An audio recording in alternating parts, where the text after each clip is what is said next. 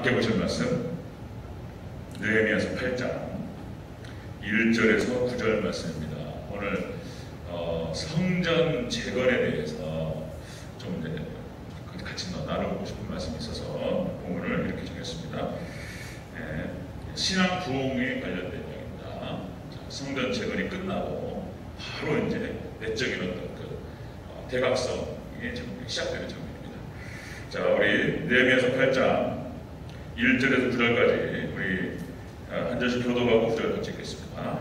제가 1절 먼저 읽습니다. 이스라엘 자손이 자기들의 성읍에 거주하였더니 일곱째 달에 이르러 모든 백성이 일제히 수문 앞 광장에 모여 학사 에스라에게 여호와께서 이스라엘에게 명령하신 모세 율법책을 가져오기를 청하매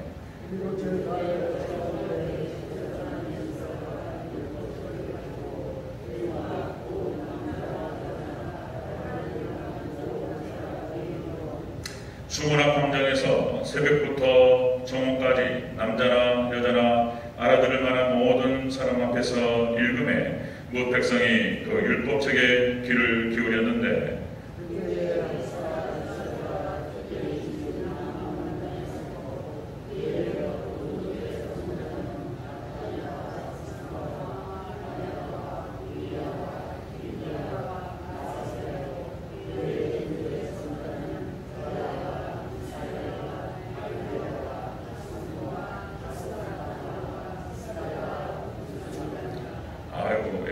잘 읽으십니다.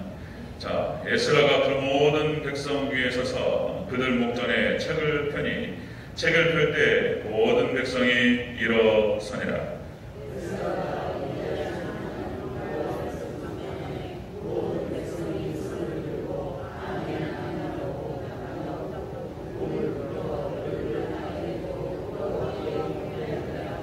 예수아와 바니와 세레비아와 야민과 악국과 시부대와 호디야와 마세야와 그리다와 아사랴와 요사밭과 하난과 브라야와 레위 사람들은 백성이 제자리에 서 있는 동안 그들에게 율법을 깨닫게 하였는데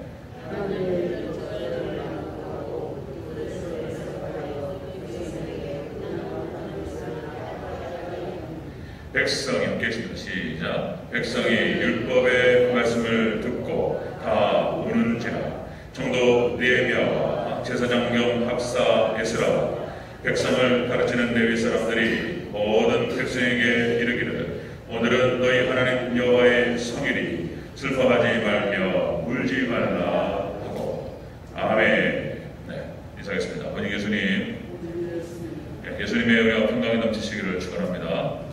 아멘. 오늘 함께 읽으신 느헤미야서 8장 1절에서 9절 오늘 본문은 토대로 성전 재건 후 백성들의 모습이라는 제목으로 말씀하겠습니다. 성전 재건 후 백성들의 모습 같이 한번 따라해 주시기 바랍니다. 성전 재건 후 백성들의 모습. 네, 그렇습니다. 느헤미야서가 또 성전 재건에서 굉장히 중요한 위치를 차지하죠. 느헤미야서의 구조는 1장부터 13장까지 기록이 되는데요. 1장부터 7장 우리가 함께 읽었던 그 8장 1절 바로 앞에 73절까지 예루살렘 성벽을 재건하는 장면이 나옵니다. 그리고 8장 1절부터 끝까지 이제 백성들에 대한 대각성운동, 부흥운동이 시작되는 것을 볼 수가 있습니다. 느헤미야서의 제작 연대는 BC 420년 정도를 보고 있는데요. 이제 70년 바벨론 포로가 끝나고 제3차 포로 귀환 때 인솔자로 느헤미야가 선정됩니다. 그래서 이제 팔레스타인의 그 총독으로 느헤미야가 임명이 되고 이제 파송이 되죠. 그래서 이제 학사 에스라와 함께 예루살렘 성전을 재건합니다. 이 성벽이 재건되는 과정이 있는데 이게 다 허물어지고 이게 흩어져 버렸는데 성벽을 재건한다고 하는 것은 성전 재건 그리고 이스라엘 나라를 회복한다 그런 의미를 갖고 있습니다. 자, 이제 그렇게 해서 1장 7장까지 성벽을 재건하고 이제 8장부터 이제 대각성 운동이 이제 시작이 되는데요. 이 백성들부터 시작이 돼요.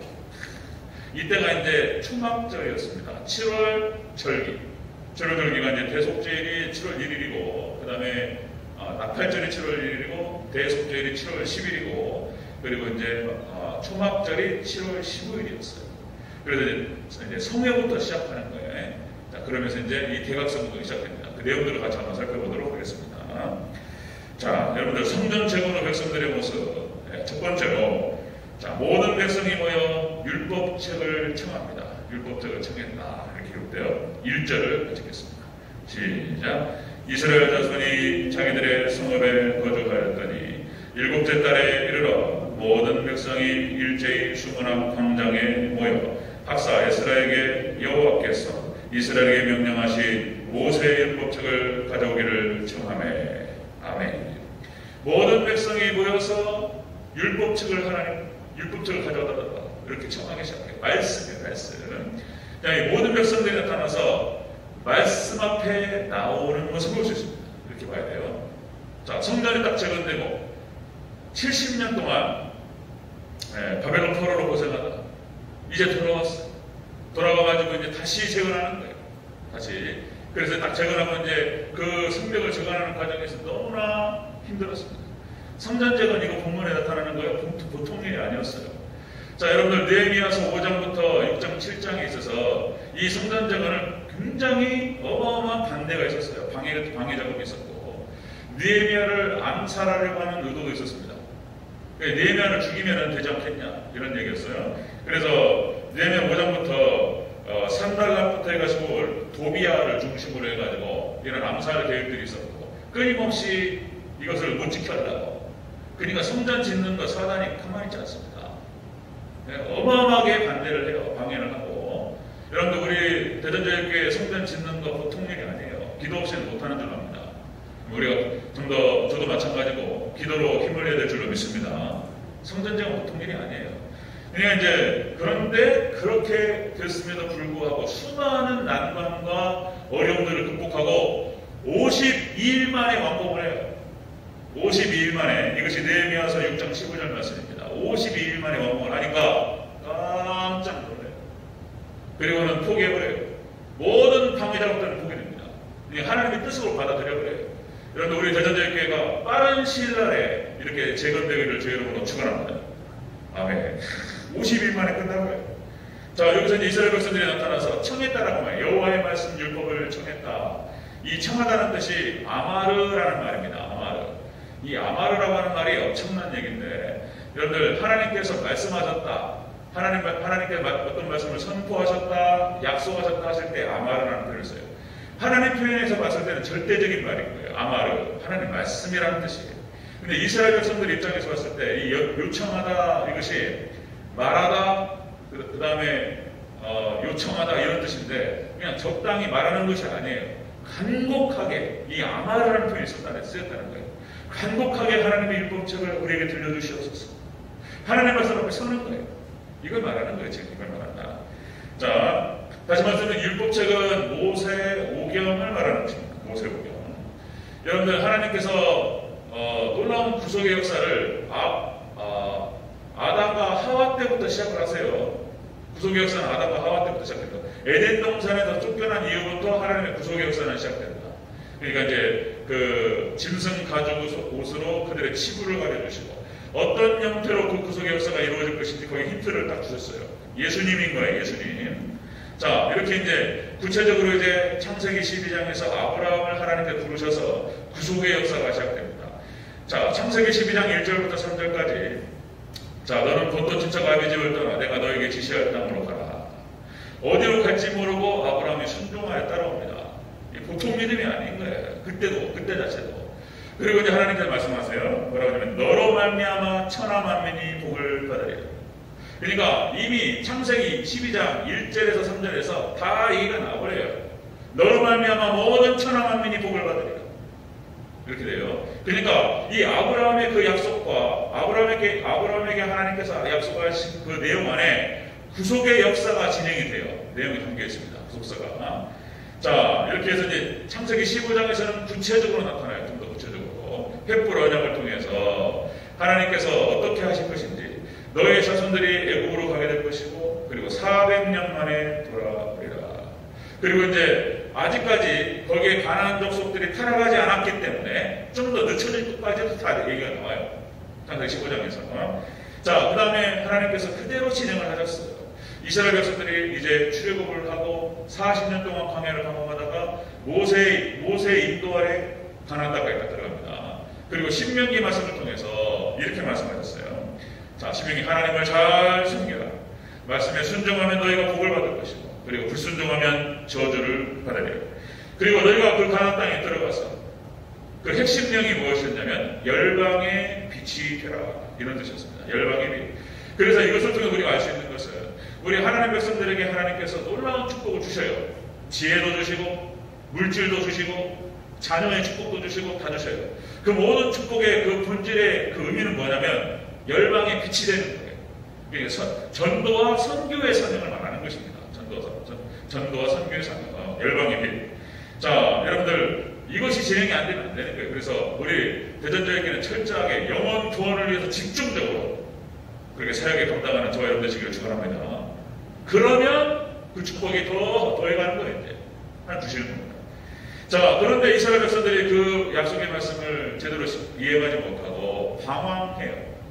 사사기 역사를 보면 계속 파도를 쳐요. 사사기 역사.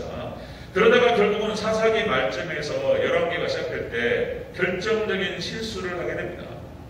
그러니까 이제 사사기만 해도 하나님께서 하나님만을 왕으로 섬겼어요. 사사는 중간자예요, 중간자. 하나님 통치하시는데 중간에 하나님 말씀을 전달하는 사람일 뿐이었던 거예요. 하나님이 왕이셨고 하나님 통치하셨어요. 그런데 이스라엘 백성들이 뭐라고 표현하냐면, 하나님 말고 다른 왕을 세울 수 있도록 도와달라, 다른 왕을 세울 수 있도록 해달라, 이렇게 말해요. 이 첫 단추가 잘못되게 되는 거예요, 이것이. 여러분들,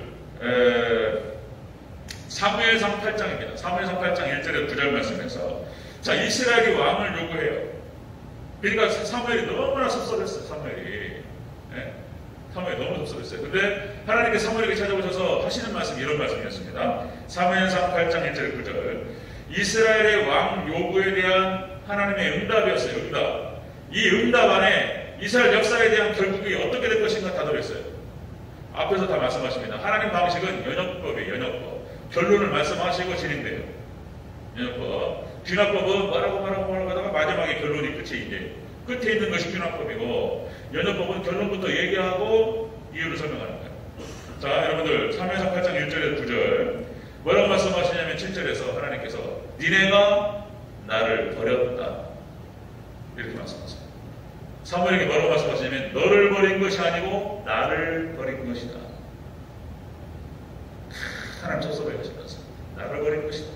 그래서 한 번 더 기회를 주셔요. 네가 왕 제도에 대해서 가르치라. 왕 제도가 뭘 의미하는지. 너희가 만약에 하나님 왕으로 섬기지 않게 되고 사람 왕을 뽑게 되면은 너는 세상 왕을 섬기게 될 것이다. 세상 왕. 세상을 섬기게 되고 세상 왕을 섬기게 될 것이다. 이걸 말씀하신 것이에요. 그 다음에 9절에서 또 뭐라고 말씀하시냐면 그들에게 엄하게 경고하라. 그렇게 따라가면 내가 망할 것이다. 이걸 얘기하셨어요, 이미. 그렇게 사무엘이 하나님의 말씀을 받아가지고 선포했습니다. 그럼에도 불구하고 왕 달라고 얘기했던 거예요, 이스라엘 백성들이. 그리고 왕을 허락합니다. 1대 왕이 사울이었어요. 그냥 하나님 동의하시고 받아주셨어요. 그런데 결국은 이 말씀대로 사무엘상 8장 1절에서 9절 말씀, 이 말씀대로 이스라엘을 멸망합니다. 결국에는 타락해버렸어요. 결론이 그렇게 나와버렸어요. 그리고는 70년 동안 바벨론의 포로로 끌려갔다가 이제 70년 만에 돌아온 거예요. 그리고는 이제 느헤미야가 시작되는 거예요. 이 총독, 팔레스타인 지역의 총독으로 임명이 되고 성전을 재건하는 사명을 받았습니다. 느헤미야가 학사 에스라와 함께 시작이 됐던 거예요. 자, 여러분들, 이스라엘 백성들이 그 역사를 보면 그렇습니다. 하나님 말씀, 하나님께로 돌이키고 말씀으로 돌이키면 하나님 모든 걸 회복시켜 주셨어요. 하나님의 축복을 회복시켜 주시고 다 주셨어요. 하나님 따르면 어마어마한 고생을 하는 거예요. 재앙을 받고. 여러분들 그 사무엘을 중심으로 해서 미스바 성회를 통해서 하나님께 돌이키라. 자, 여러분들 블레셋 속국에 있었을 때 40년 되던 해에 사무엘을 중심으로 하나님께 미스바 성회, 하나님께 돌아가죠. 하나님 막 부르면서 회개하기 시작하죠. 하나님께서 그 회개를 받아주시고 이스라엘을 회복시켜 주십니다. 불에서 쫓아내버려요, 사.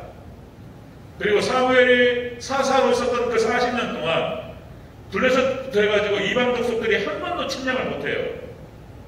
사무엘 중심으로 하나님만 의지하니까 건들질 못해요.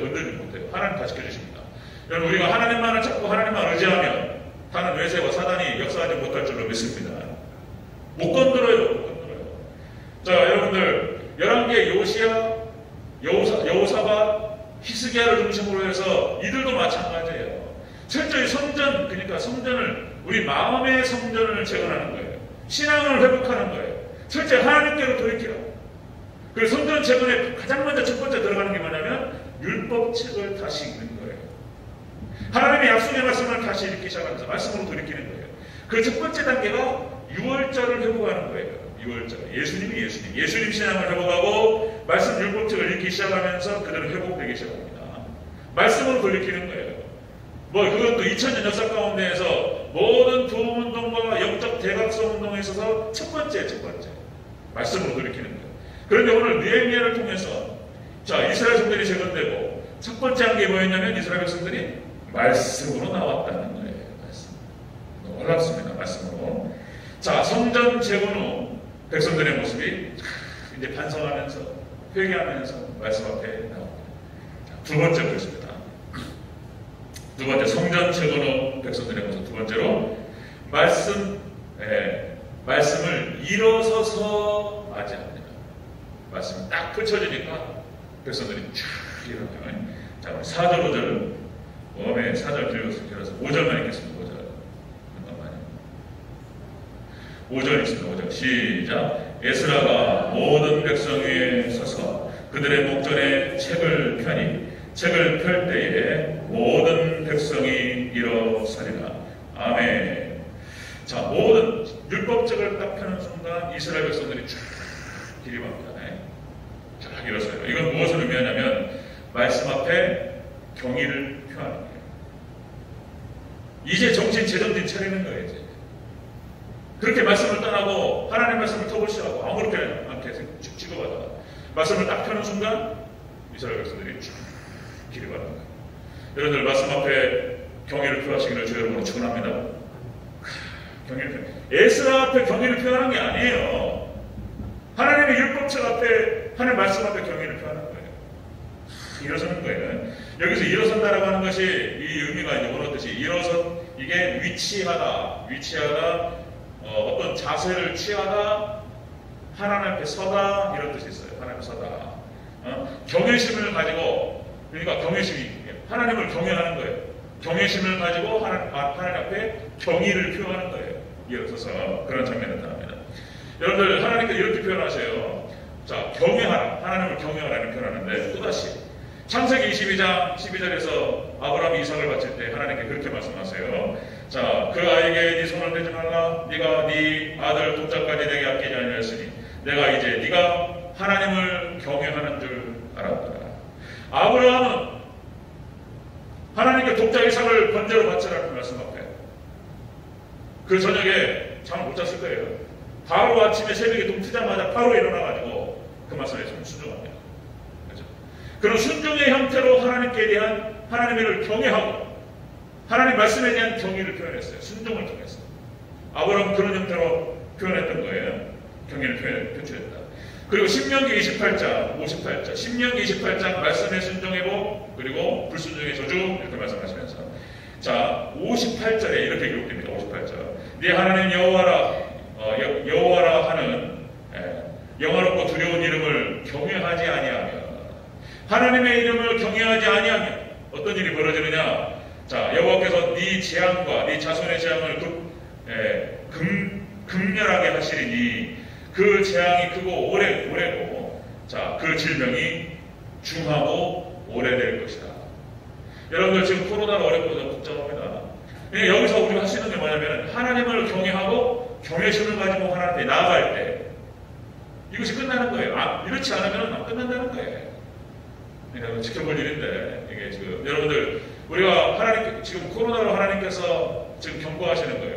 자 우리가 경외심을 가지고 하나님 앞에 경의를 표하고 그렇게 나가 하나님께 코로나로부터 지켜줄 줄 믿습니다. 하나님께 경외를 표하시기를 주여 축원합니다. 우리가 예배 때, 주일 예배 드릴 때 일어서잖아요. 어르신들도 뭐 허리도 아프고 다리도 아픈데 뭐 일어서냐. 그런 뜻이 아니에요. 이런 거. 하나님 앞에 경외를 표하고, 존경심을 표현하는 거예요. 이렇게. 자, 여호수아서 4장 24절 말씀. 자, 가나안 정복전쟁, 이 심판전쟁에 대해서 이렇게 말씀하시는 거예요. 자, 이는 땅의 모든 백성에게 여호와의 손이 강하신 것을 알게 하며 너희가 너희의 하나님 여호와를 항상 경외하게 하려 함이라. 그래서 이스라엘 백성들, 가나안 족속들을 갖다 심판하셨어요. 그리고 이스라엘 백성이 다 눈으로 확인합니다. 직접적으로 자기가 참여했기 때문에. 그리고 그 목적이 무엇이었냐면 하나님을 경외하게 하기 위해서 그렇게 하셨다는 거예요. 하나님을 경외하라. 자, 욥의 신앙을 아시잖아요. 욥기 1장 1절에 그 사람이 어떤 사람이었는가. 욥이 이렇게 나옵니다. 우스 땅에 욥이라 불리는 사람이 있었는데 그 사람은 온전하고 정직하여 하나님을 경외하며 악에서 떠나니라. 하나님을 경외했던 사람이에요. 여러분들 하나님의 두렵고 떨림을 여러분 하나님을 두려워하시고 경외하시고 그렇게 나갈 때 우리가 말씀에 순종하게 되고 악을 떠나게 될 줄로 믿습니다. 하나님 앞에 바른 자세를 취하라는 거예요. 하나님 앞에.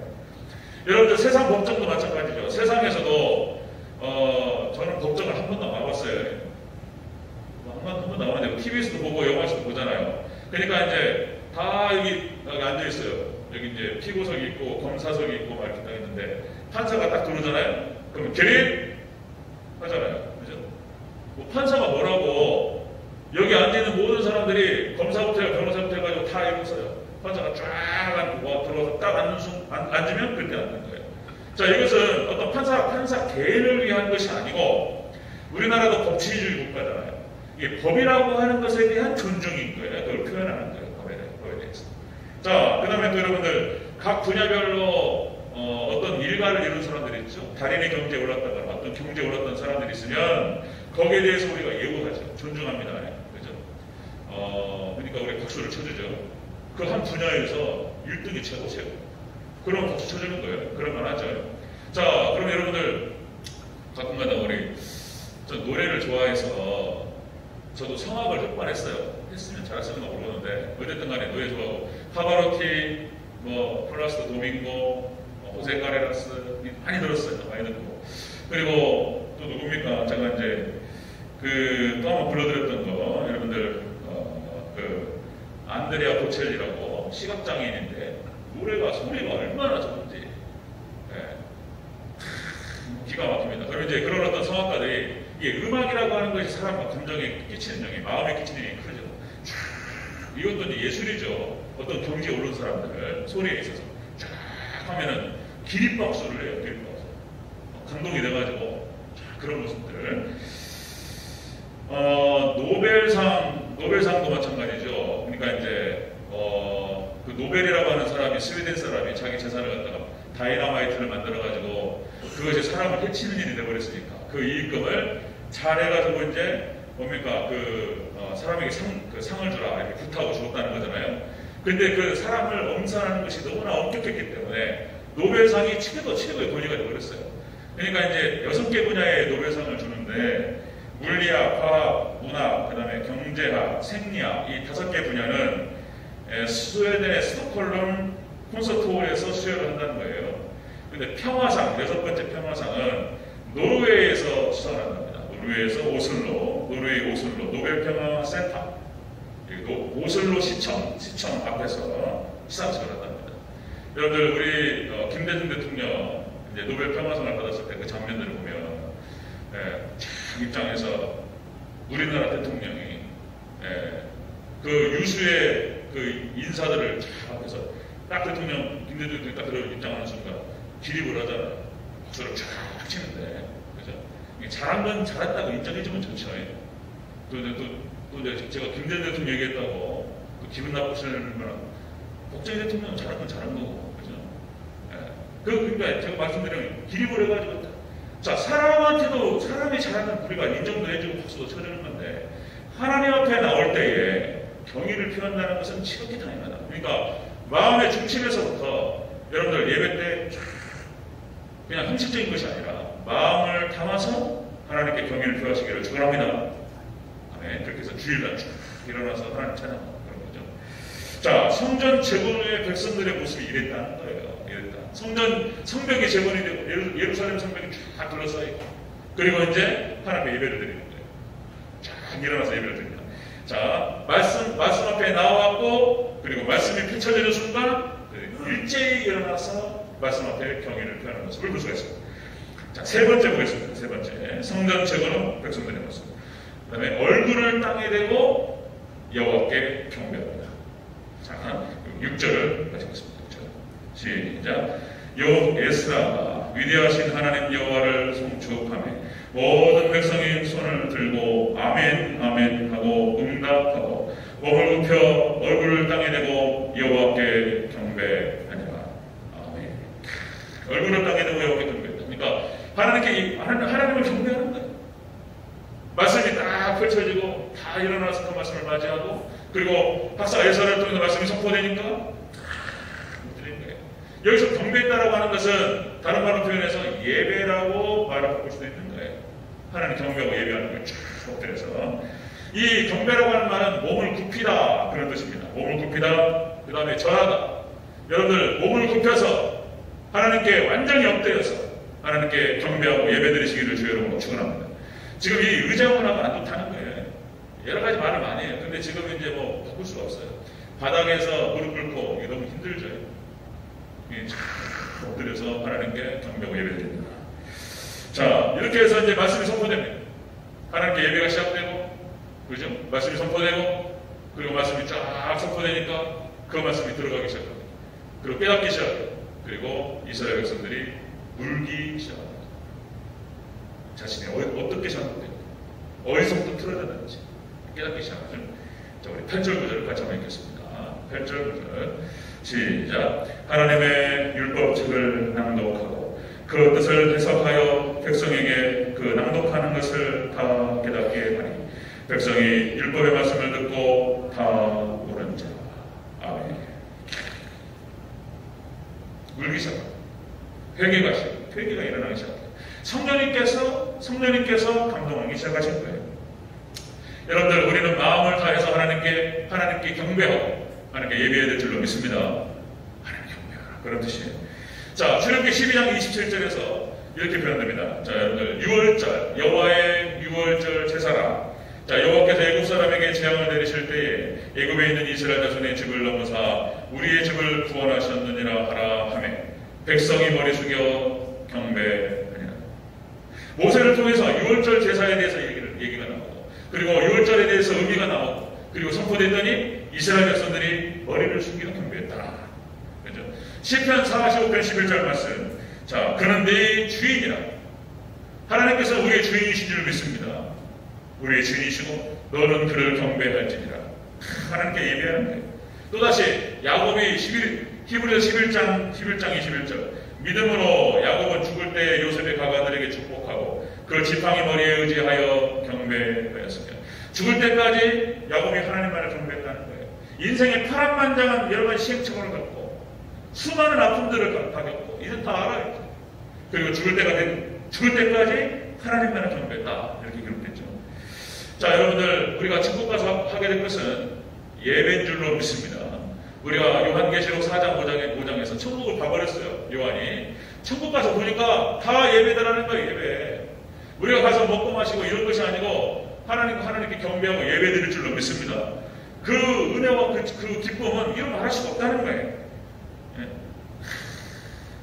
그런 거예요. 자, 요한계시록 4장 10절. 자, 24장로들이 보좌에 앉으니 앞에 엎드려 세세토록 살아계시는 이에게 경배하고 자기의 관을 보좌 앞에 드리며 이르되 하나님이여 영광과 존귀와 권세가 하나님께 있을지어다.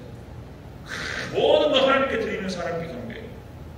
찬란한 어떤 예배, 천국 예배가 시작된다고 볼 수 있어요. 자, 여러분들, 구약 성경을 보니까 구약 성경을 통해서 바라본 교회 개혁은 어떻게 이루어질 것인가? 자, 여러분들, 철저하게 우리가 하나님께로 돌이키라는 거예요. 다른 거 없어요. 뒤에 있는 거 뒤에. 하나님 중심, 말씀 중심, 교회 중심인 거예요.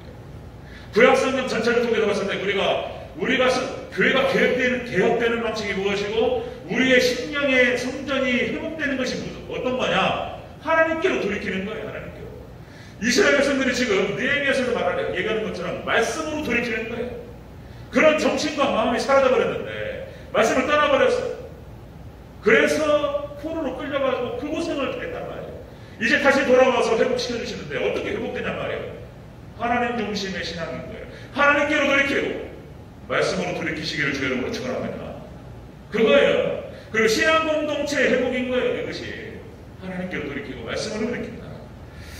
결국에는 뭐냐면은 예배 회복이에요. 그리고 예배 회복. 오직 예수님, 또 오직 예배, 오직 천국. 그냥 쓴 것이 아니에요. 저것이 성경 핵심입니다. 핵심. 자, 여러분들 성전이 재건된 뒤에 백성들의 모습을 보니까 이제 처리되기 시작했어요. 근데 또 타락해요. 나중에 또 타락합니다. 하나님 놀라운 회복의 역사가 일어납니다. 자, 여러분들 이스라엘 백성들이 성전이 재건되고 그리고 마음의 성전을 재건할 때 어떻게 했느냐? 말씀 앞에 나왔고 그리고 그 말씀 앞에 경의를 표합니다.